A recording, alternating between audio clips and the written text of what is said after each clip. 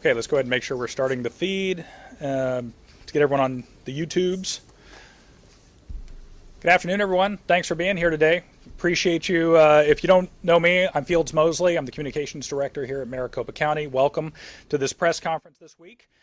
Today, Chairman Bill Gates is going to address you for a few minutes, has a few words to say, some updates on some issues with our video feeds and things like that and what the results of that were. Those are all back up and running right now.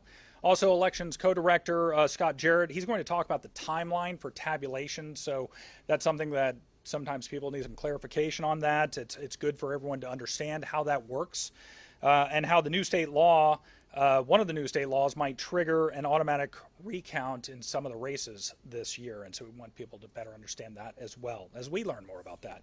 Also, Recorder Richard, he is here today. If you haven't noticed, he's been answering voter questions all day long on Twitter and been pretty active out there. He is going to talk about what voters can do to make sure their ballots are counted in those first round of results that we release at 8 p.m. on Election Day. Then, of course, we'll get to your questions and be happy to take those. As I've told you before, if you've been here, if you have a question, please let us know. And where's Jessie? Jessie's right here. She has a microphone, so people on the YouTube feed can hear your question. We'll recognize you, tell us who you are, who you represent, and then give us your question, okay? And we'll do our best to get to everyone's questions. If you have a data question, something a little bit more complicated, we will get back to you via email, phone call, something like that, if we have to go do some research. Also, if you're from a Spanish language publication or a station, Selena Olivas is here today, and she's happy to answer your questions in Spanish if that helps your viewers or your readers, and also explain some other aspects of voter operations as well in Spanish if you need that. So with that, I'll introduce Chairman Bill Gates. Thank you, Fields. Thank you, everyone, for being here today. We appreciate everyone taking the time to participate in these now weekly press conferences that we're doing. I think, as everyone knows, tabulation is already underway, and it's going along very well. And as the days go on, we're going to have more and more opportunities for people to vote in person as we open up more vote centers. And I'm really proud of the work of this team so far. They're doing an incredible job under an immense amount of scrutiny, and all of the members of the Board of Supervisors, and of course I know Recorder Richard, are very grateful for the work that they're doing. Did want to address something that Fields mentioned just briefly. We did have our external network for the county was off for about 45 minutes. So when you're at your job and the network goes down, it impacts, maybe stops you from doing the work that you're doing. That's exactly what we did here. We stopped the tabulation because with that external network down, then we couldn't live stream anymore. And of course, that's vitally important that live stream is going on at all times. And once we were able to get the live stream cameras back up, then we're able to continue with the tabulation. Again, this is a big team effort. It's everyone here in Maricopa County Elections, the Recorder's Office, but it's also, as you know, thousands of your neighbors, family members, friends who come down here, and they're part of the process here. And it's also the political parties. We know that the political parties are a key piece of this, and certainly part of the checks and balances that are in this system. Obviously, there's been a lot of coverage in the past few days about people. There's a lot of diversions out there, a lot of distractions going on in the community. And I want everyone to be very clear that at Maricopa County, we're focused on this. Our entire team is focused on it. We're not going to be distracted from doing our jobs. And more importantly, we're not going to be distracted from protecting every single citizen's right to vote in this election. So I want people to know that however it is that they choose to vote, if they want to vote by dropping off their envelope in a drop box, we're going to protect that. If they want to do it by mail, we'll protect that. Or if they want to vote in person, either before Election Day or on Election Day, we will absolutely be defending that. And I also wanted to acknowledge, first of all, Eddie Cook, our county assessor, is in here, and one of my colleagues on the Maricopa County Board of Supervisors, Tom Galvin, who represents District 2. Tom, thank you for your hard work on behalf of your district and all of Maricopa County. And with that, I'll turn it back to Fields. All right, thank you, Chairman Gates. Well, Co-Director of Elections, Scott Jarrett, is here to talk a little bit more about everything we outlined earlier. So, Scott, take it away. Thank you, Fields. Good afternoon. So I'll be starting my presentation with some information about where we are in the election cycle, as well as providing some statistics on voter participation so far throughout the election cycle. So we just crossed over the midway point in the midterms elections. So what that means for voters is they have 13 days to be able to return that early ballot to us if they have not returned it, or if they want to vote in person at any one of our voting locations to be able to have that ballot counted in the midterm elections. So as of yesterday, we've had 1.9 million voters request an early ballot. Of that, we've had 359,721 voters return that ballot. They've returned that through 3 different modes, either by mail. There's 336,634, or 93% of voters have returned their ballot by mail. By drop box, we've had nearly 20,000. That's 19,619, or 6%. Or voters that have voted in person, that's 3,468, or 1%. So all those early ballots must go through a validation process. So in Maricopa County and in the elections world, that means they go through a signature verification process to verify that they can be counted and validated. So after they go through that signature verification process, they will then be sent to our bipartisan processing teams to separate that ballot from the affidavit envelope, creating that secret ballot, and sending it on to tabulation. So as the chairman mentioned, we have started our tabulation earlier in the week. That was on Monday. So far we have 53,187 ballots ready to be reported in that first post on election night at 8 p.m. So now turning to how voters can participate in the midterm elections. So we in Maricopa County provide a wide array of options for voters to be able to participate, whether that's by mail, taking their ballot and dropping it off in any U.S. post office box, those blue boxes that are out there throughout the county, returning that to any one of our voting locations. So that's vote centers as well as standalone drop boxes. Also participating at any one of our vote centers. So we do have a few key deadlines coming up very soon. So this Friday, October 28th at 5 p.m., that's the last day that a voter can request a ballot by mail. Also on that same day, October 28th, we'll be opening our next phase of vote centers. So we'll be adding 44 new vote centers. So we'll have a total of 56 voting locations available for voters, plus the 13 standalone drop boxes for voters. We'll then have another phase that opens. This is going to be November 7th. It's our third phase. We'll have 128 vote centers open at that point in time, as well as then 12 standalone drop boxes. And then on election day, we'll have a total of 223 vote centers available for voters, along with those 12 standalone drop boxes as well. And now I'll be turning over to some of what Fields mentioned in our agenda, is talking about some key timelines related to tabulation and election results, and I'll be answering just some common questions that we get about that. So the first question is, what will be included in the 8 p.m. results on election night? And we are planning to include all of those ballots that have been returned to us by Saturday, that's November 5th, so 3 days before the election. Now, there's a key point here that we have in hand at the election center on that Saturday, November 5th. So if you're returning or mailing that ballot back to us, the post office recommends that that be returned to us on November 1st for us to be able to have it by election day. So if you want it in those results by those first results posted at 8 p.m. on election night, you might want to send that back to us a few days before November 1st. But if you're voting in person or dropping that ballot off that Saturday, November 5th, we should be able to have that in those results at 8 p.m. on election night. The next question we get a lot is, when will you be done reporting on election night, and how frequently will you be posting those results? And as our bipartisan poll workers are returning those ballots to us on election night, as well as those encrypted memory cards, we'll be reporting those results throughout the entire night. We estimate that it'll be anywhere from every hour to 90 minutes, but those are estimations as those poll workers are coming in. They'll need to return those directly either to the elections department if they're close by locations.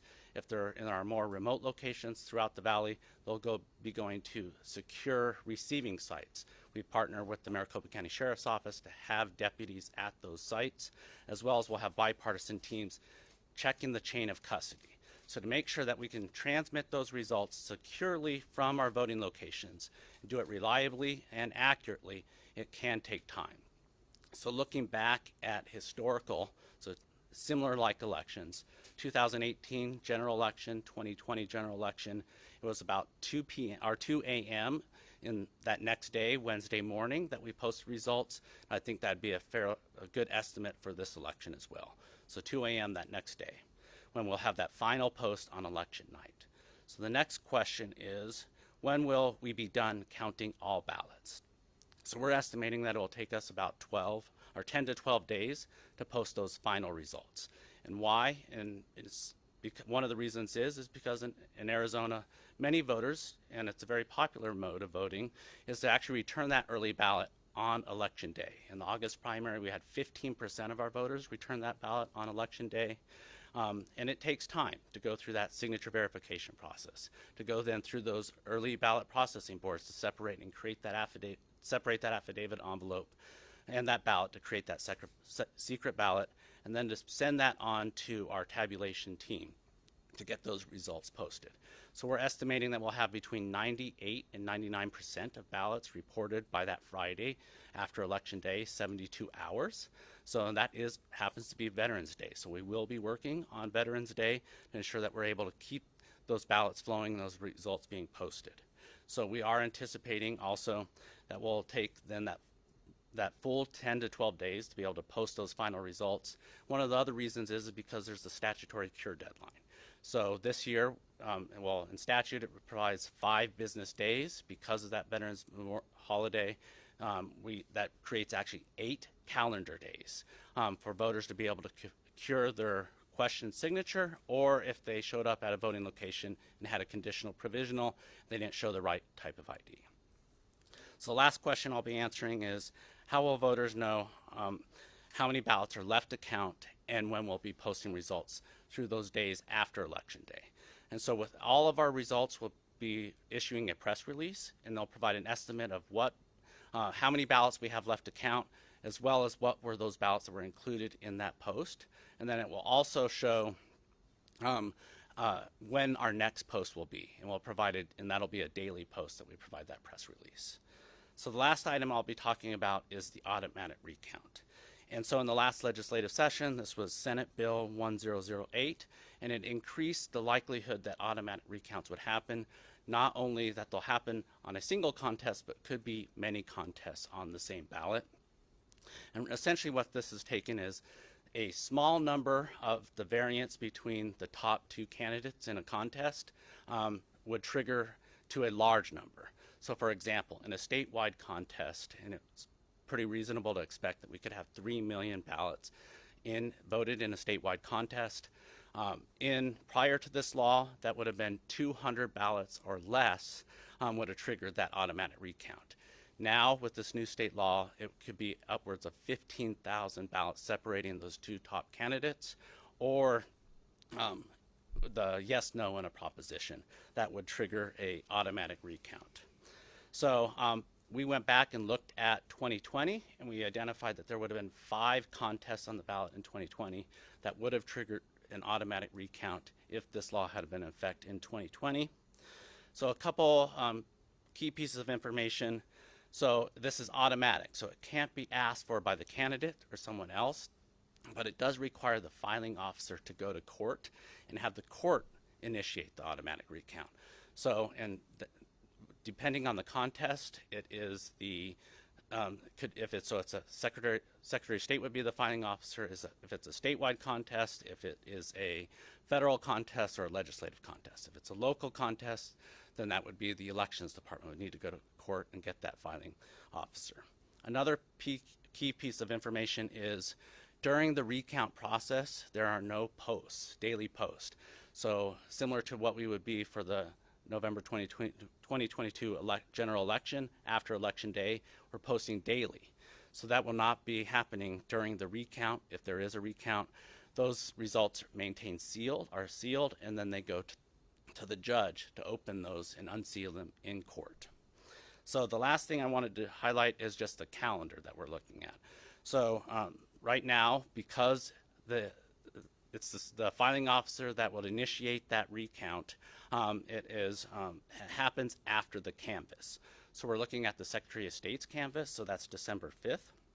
And then they will look to go immediately to court, hopefully that same day. Then the Secretary of State needs to go through and do a logic and accuracy test. So this is at all the different counties. So similar to what they did for this general election, they'll need to visit all 15 counties to do that logic and accuracy test. We're anticipating that could take a few different days for them to be able to get out to all those counties, somewhere between December 6th and December 13th. And then in Maricopa County, we're anticipating our recount, the hand count of the recount, and then going to court for the filing to take somewhere between December 7th and December 30th.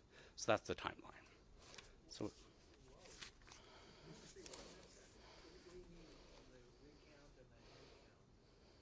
So in state statute, if you have a recount and if it's for a federal office, a statewide office, or a legislative office, it also requires a hand count to be performed of those contests. And it's an expanded hand count, a higher percentage.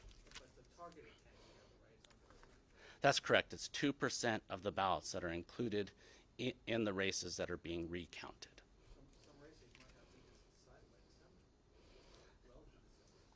If they fall within the recount statute, this new statute.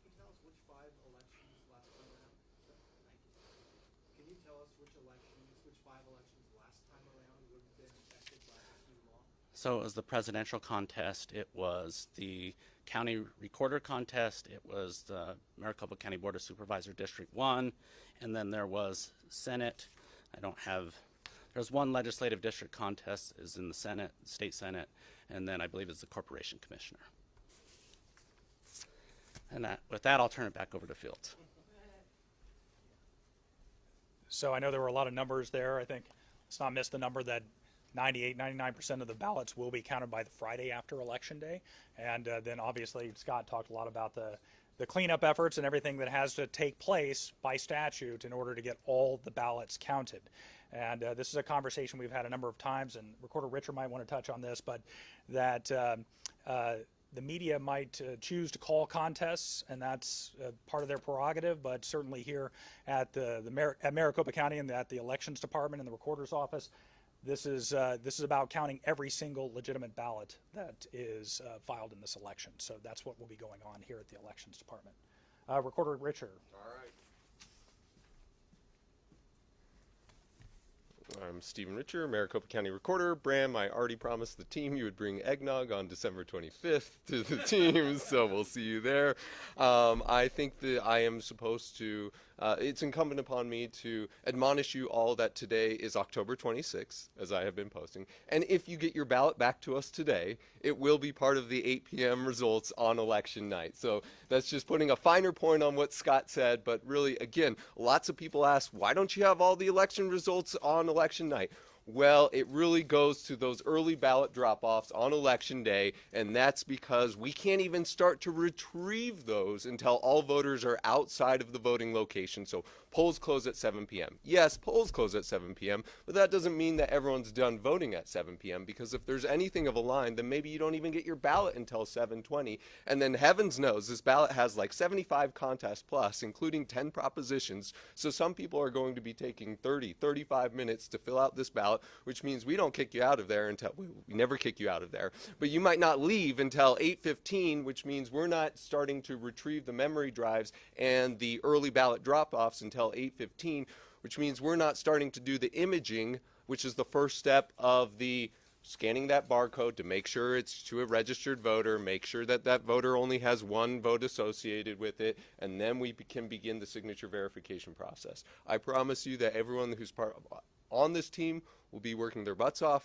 every single day, and including on election day and through election day. We know everyone would like results faster. If you want to help us out with that, well then get your ballot back to us now. I mentioned to Kyung before we came over here that communicating the process is every bit as important now as administering the contest elections, and maybe that's not exactly true, but administering the election is paramount, but communicating about it is very important as well. So I've been trying to do everything I can to personally answer as many questions as possible, and so too has our team. So I'm going to give you a few statistics on that. And what's fascinating to me is we have actually received roughly the same number of calls and emails. So in the month of October, we have received 27,000 calls related to elections to our STAR call center. Now, I mentioned 2 weeks ago that the average call pickup time was 1 minute. That has increased to 2 minutes, but we are resolving 70% of calls within 30 seconds, which is something that we're very proud of. Eddie, John, the treasurer, and I were down at the Star Center today, and the team is firing on all gears there, and we're really proud of the work that they've done. We've hired 50 temporary workers to staff our calls for voter calls, and so we think that that's going well, and we think that's even in better position than it was for the August primary. Regarding emails, like I said, we've received about 27,000 emails since the election began relating to election administration. We are responding to emails sent during the work hours within an hour to almost every single email, and that's something that I'm definitely proud of. We talk a lot about sort of the external environment in elections, but what we should be focused on are the things that we can control, and this is something that we can control, and it's something that I'm incredibly proud of from a customer service standpoint, that we're turning an average email in under an hour. What are people asking about? Lots of people wanted to know, I want my ballot now. So as soon as they went out, ballots went out on October 12th, people would start emailing on October 13th, and of course, God bless social media, but as soon as somebody else posts that they have their ballot, well, then everyone wants their ballot, and that's exciting, and we're happy for people. We've also received a lot of one-time ballot requests, or I've spilled coffee on my ballot request, and things of that nature. 32% of those emails have been voter registration updates. 30% have just been questions about early voting. 12% have been about voting locations, simply where do I go to vote. 9% have been about the active early voting list, either wanting to move on or wanting to move off. 7% have been just constituent feedback. 3% have been about signature verification, wanting to know what their signature looks like, wanting to know about the process. 2% have been about general questions. And if that doesn't add up to 100%, well, I'm sorry. I think that's all I have to say. And yeah, I appreciate everyone being here as always, because as we said, a lot of people have a lot of questions about elections right now. We welcome that. We're excited by that. There are very positive ways to get involved in the process. One of them is asking questions. Another one's volunteering with your political party. And yes, we are still hiring for a few spots to work elections. So if you're super excited about it, come on down, get involved at maricopa.vote. All right, thank you, Recorder Richard. Appreciate that. So at this time, we'll open it up for questions. Quick reminder, I see Kyung La already has her hand up, and then we'll go to Yvonne. So please tell us who you are, who you're with, into the microphone so the people out on the internet can hear you.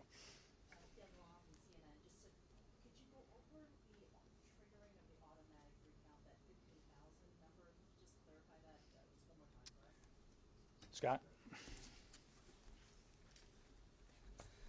So the Senate Bill 1008 changed the threshold, so it was at 0.1%. Now it's gone up to 0.5%, but there were other parameters around that. So for a statewide contest, it was 0.1% or 200 ballots or fewer. So because now it's 0.5%, and I just used an estimation about 3 million ballots in a statewide contest, you can do that calculation. So 0.5% of 3 million ballots, you get 15,000 ballots. That then would trigger if there was a difference between the top two vote getters in that contest.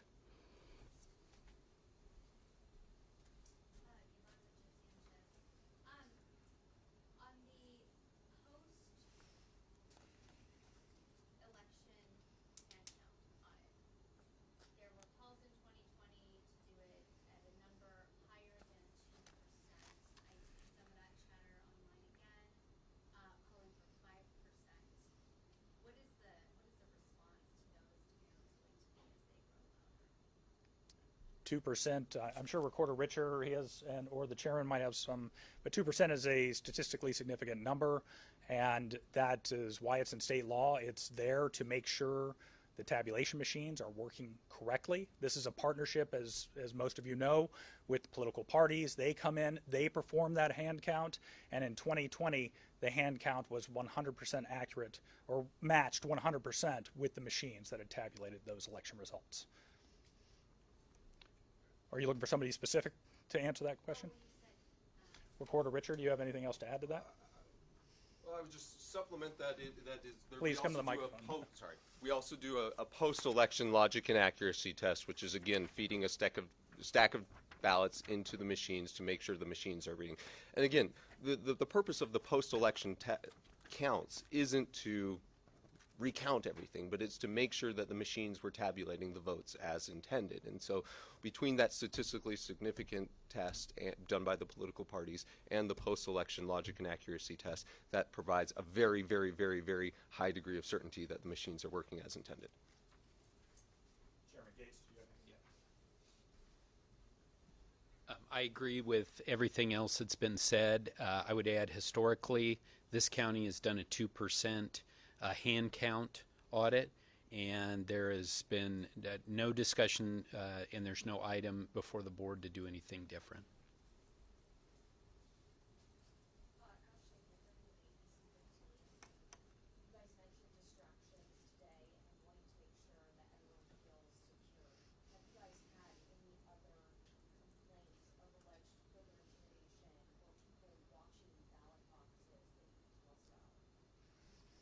I'm not sure if we have anything new to add on that. Ashley, we don't have any new complaints or anything else that we've forwarded. I'm not sure if the Secretary of State might have something. I know they have been handling some of those formal complaints. All right. Let's go to Jeremy, then we'll go to Bram. Jeremy Duda with Axios. We've heard a lot of allegations, including from candidates, about problems with chain of custody for ballots in 2020. Can you walk us through that process for how chain of custody is tracked and guaranteed, and kind of explain how you know that those allegations are not true? And are there specific allegations about the chain of custody? An allegation about 740,000 ballots that didn't have proper chain of custody, or whether that was unknown. But more than anything, I'd kind of like to walk through what that process is for kind of tracking chain of custody and like how you know where those ballots are and where they've been. Are you mailing it back or are you dropping it off? For all of them. You're gonna make it difficult on us. So yes. All right, Scott. Well, Jeremy, I'll try to not keep us here for 3 or 4 hours describing that. So essentially we have very robust chain of custody throughout the entire process. So if it's dropping it off at any one of our voting locations, it's performed by bipartisan teams going out to those voting locations. They fill out chain of custody logs when they arrive on site. They're filled out by both those bipartisan teams and the inspector that's on site. There's tamper evident seals that are logged and then placed on any of those secure transport containers, bringing them back to the elections department. Then they go through an audit once they come back to the elections department. And anytime they transfer custody from one location to the other, it's all documented. That'd be the same when it's coming back from our voting locations. So we have canvas bags that all those ballots that are voted on election day go into, again with tamper evident seals, bipartisan teams coming back together, transferring them directly back to the elections department, or going to a bipartisan team at a receiving site. As I mentioned earlier, there's sheriff's deputies on site at those to also keep them secure. So every single stage of the process is documented, and we can track that ballot throughout.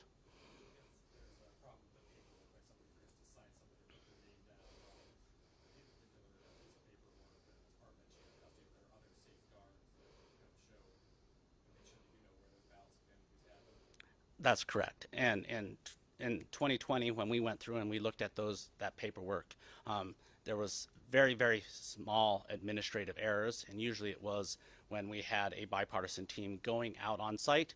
They'd fill out 3 or 4 different chain of custody logs, those early ballot transport statements, and one of the team members may have forgotten to sign the last log, right? But that did not prove that they weren't on site. They were on site. They were documented on those other forms, but very, very, very, very small percentage of those signatures were missing.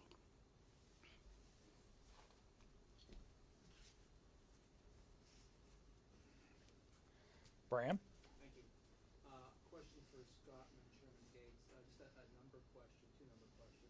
You mentioned the percentage of early ballots you have to deal with, 15% turned in on election day. So, Bram, yes, during the August primaries, 15% of the voters returned their early ballots on election day. So that's about 122,000 early ballots. We know voter behavior changes, especially among Republicans.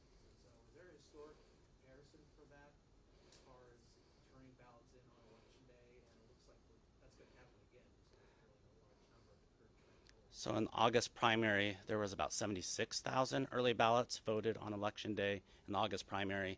And we had in the November general election, 165,000 early ballots dropped off on election day during the November 2020 general election. So if there is a similar increase, we could be looking at somewhere between 225 to 185 early ballots dropped off on election day. And we are preparing our staff and resources for that.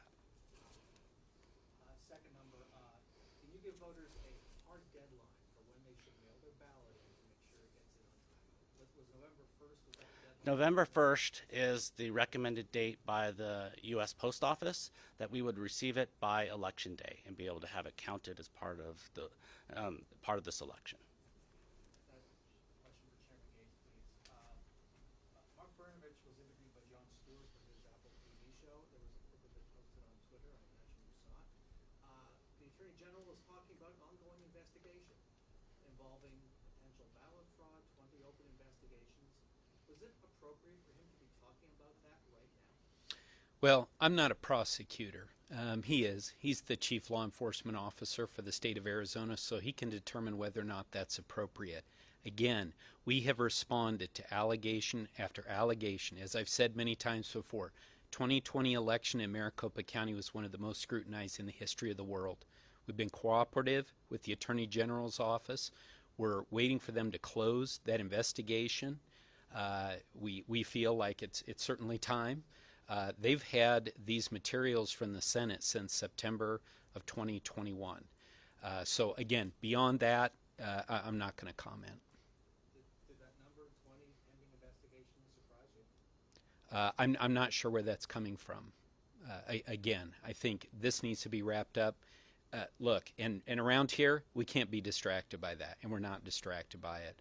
This is a very important election. The eyes of the world are on Maricopa County. We're moving forward. We're making sure that every eligible voter's vote is counted and that people feel safe when they go to vote however they choose to, and that this is a safe and secure election. That's where our focus is. Thank you.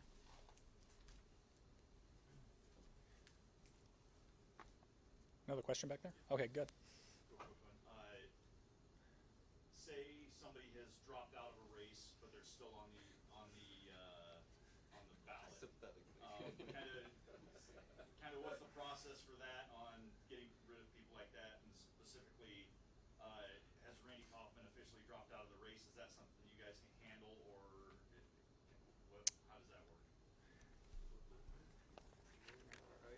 So Ray Valenzuela is our other elections co-director handling early voting, and so I'll let him address that. Well, since we are in the process, there is multi-tiered, depending on when, obviously if the ballot's been printed specifically for candidate Kaufman, then we can't remove that. So then but even at that, had we not printed the ballot, we would have needed an official withdrawal statement. We have yet to receive that, and basically it's filed with the officer in charge of elections. So at a state level, it would be with the Secretary of State, official filing. At a local level, county, would be with us. We have yet to receive for candidate Kaufman an official withdrawal, so we could not even move anything forward. Let's say as Kaufman, as an example, he's printed on the ballot.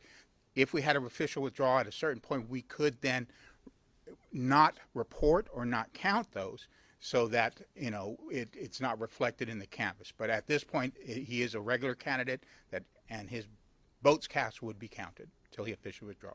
And potentially could get elected. Technically, potentially could get elected. He is not an officially withdrawn candidate.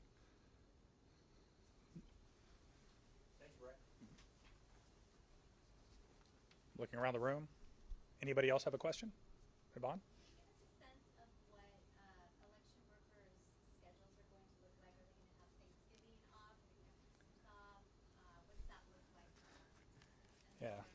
Yeah. Scott will definitely address that. Yeah, make Scott talk about this. How long are we going to have it for? So I went through the timeline. We are looking to get the results posted, those final results posted for the general election at 10 to 12 days. So that should actually afford some time off around Thanksgiving for our staff, which they're looking forward to it. As we move into December, we are working with our staff to try to get a schedule so they're not having to work for the entire month of December. But yes, we are looking for very long hours through the holiday period in elections. And then I also wanted to address the withdrawal of candidates. Once we get to the logic and accuracy test, we can no longer remove them from the results reporting. So anybody in that passed a couple weeks ago, so anybody who withdraws subsequent to that, they will be reported on results.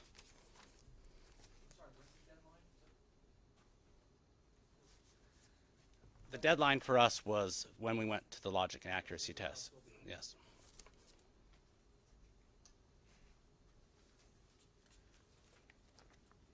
Anybody else have a question? All right, seeing none, thank you very much. I appreciate you guys being here this week, and we'll let you know when the next press conference is. Let us know if you have any follow-up questions or anything else. You can email the command center if you have something for Megan or myself. We'll follow up with you guys.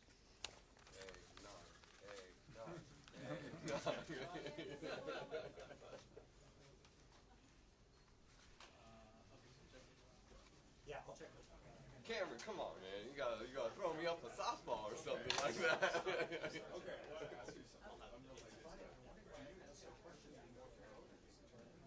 Yeah, I love Derek and Keith.